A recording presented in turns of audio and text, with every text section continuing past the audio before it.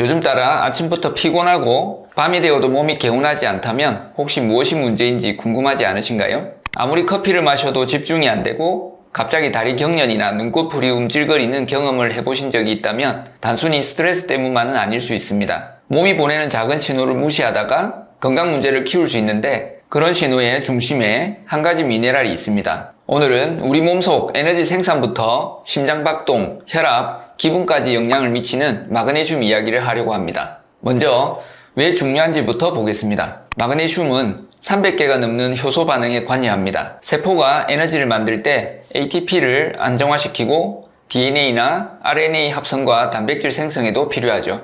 신경신호 전달, 근육의 수축과 이완, 그리고 심장의 리듬 유지, 혈압과 혈당의 균형에도 쓰입니다. 반대로 부족하면 신경 근육의 정기적 균형이 흔들려 이상 신호가 나타나고 글루타치온 합성이 떨어지면서 활성산소가 쌓여 세포 손상이 빨라질 수 있습니다. 한마디로 몸의 기본 작동 원리를 바치고 있는 핵심 미네랄입니다. 그런데 이런 중요한 미네랄이 실제로는 많은 사람에게 부족하다는 사실 알고 계셨나요? 미국의 대규모 영양조사에서는 성인의 절반이 하루 권장 섭취량보다 적은 마그네슘을 섭취한다고 보고되었습니다. 마그네슘이 모자라는 이유는 한두 가지가 아닙니다. 먼저 식단이 문제입니다. 가공식품이 많아지면 자연식품에서 얻을 수 있는 마그네슘이 줄어듭니다. 토양의 미네랄 함량이 낮아지면서 채소 자체의 마그네슘도 예전만 못하다는 지적이 있고 여기에 음주와 흡연, 만성 스트레스가 겹치면 몸이 마그네슘을 더 많이 소모합니다. 이뇨제나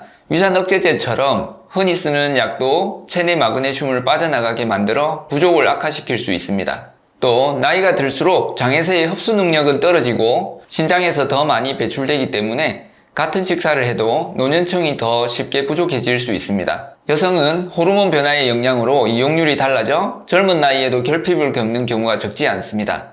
실제로 일부 연구에서는 건강한 여성의 약 2.5에서 15%가 결핍 상태였고 18세에서 22세의 여성은 약 20%가 잠재적 결핍 상태를 보였다고 보고합니다. 정리하면 식생활, 생활습관, 약물, 연령, 호르몬 요인이 겹치면서 현대인은 생각보다 쉽게 마그네슘 부족에 빠지기 쉽습니다. 그렇다면 몸속에 마그네슘이 부족하면 어떤 일이 일어날까요? 초기에는 식욕이 없거나 메스꺼움과 함께 피로감과 근육 약화 같은 불편한 증상이 나타날 수 있습니다. 시간이 지나면 팔다리 저림, 근육 경련, 수면장애, 심장박동의 불규칙, 두통이나 불안감 같은 증상이 생길 수 있습니다. 마그네슘은 신경과 근육 기능에 직접적인 영향을 주기 때문에 밤에 자다가 다리에 쥐가 나거나 눈꺼풀이 떨리고 손이 저리는 등 근육 관련 증상은 흔한 신호입니다. 또 혈압이 잘 조절되지 않거나 혈당 변동이 커지는 것도 마그네슘 부족과 관련이 있습니다. 특히 임신 중인 여성은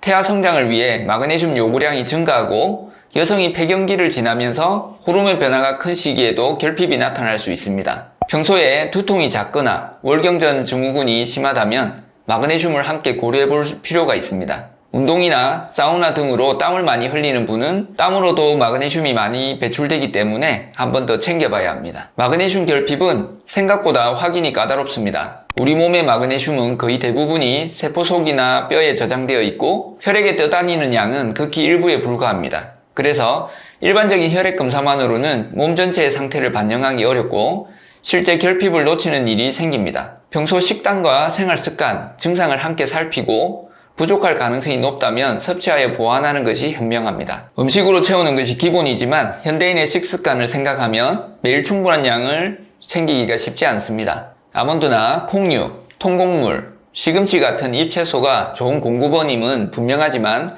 그래서 보충제를 고려하는 분들이 많은데 이때는 어떤 형태를 고르느냐가 흡수율과 효과를 좌우합니다. 즉, 같은 마그네슘이라도 제형에 따라 몸에서 받아들이는 정도가 달라질 수 있다는 점을 기억해 두시면 좋습니다. 마그네슘 보충제는 크게 두 부류로 보시면 됩니다. 산화물은 값이 싸고 장 속에서 물을 품고 내려가 배변을 돕는 성질이 강해 변비약으로 단기간 쓰일 때가 많지만 흡수율은 낮아 영양 보충용으로는 효율이 떨어집니다. 반대로 글리시네이트, 말레이트, L-트레오네이트처럼 유기물 결합 형태는 몸에 잘 흡수되고 위장 부담이 적어 일상 보충에 더 알맞습니다. 경험적으로는 글리시네이트가 기본용으로 무난하고 말레이트는 근육 피로나 에너지 쪽에서 L트레오네이트는 집중력, 기억력 보조 쪽에서 연구 보고가 있습니다. 용량은 크게 남성은 하루 400에서 420mg, 여성은 310에서 320mg이 기준이고 31세 이후 남성은 420mg, 여성은 320mg이 권장됩니다. 임신 혹은 수유 중이거나 운동을 많이 하거나 위산 억제제, 이뇨제 같은 약을 먹고 있다면 몸에서 마그네슘이 더 빨리 쓰이거나 빠져나갈 수 있습니다. 이런 경우엔 보통 권장량만으로는 부족할 수 있어 조금 더 먹거나 한 번에 많이 먹기보다 아침 저녁으로 나눠 먹는 식으로 개인 상황에 맞게 조정하는 게 좋습니다. 마그네슘을 이야기하면서 빼놓을 수 없는 것이 바로 비타민 D입니다. 연구에 따르면 마그네슘이 부족하면 비타민 D 보충 효과가 떨어지고 비타민 D가 부족하면 마그네슘 흡수에도 영향을 미칩니다. 따라서 비타민 D, 마그네슘, 칼슘을 함께 복용할 때 효율이 높아지게 됩니다. 보충제를 복용하려면 개인의 건강 상태와 현재 복용 중인 약물을 고려해 보는 것이 좋습니다. 예를 들어 위산 억제제나 일부 항생제, 고혈압 치료제는 체내 마그네슘 수치를 낮출 수 있으므로 이런 약물을 복용 중이라면 전문가와 상의해 용량을 조절하거나 추가 섭취를 고려해야 합니다. 임신 중이거나 특정 질환이 있는 경우에도 담당 의사와 상의하는 것이 안전합니다. 오늘은 쉽게 무시될 수 있는 마그네슘 결핍에 대해 이야기해 봤습니다. 영상 시청해 주셔서 감사합니다.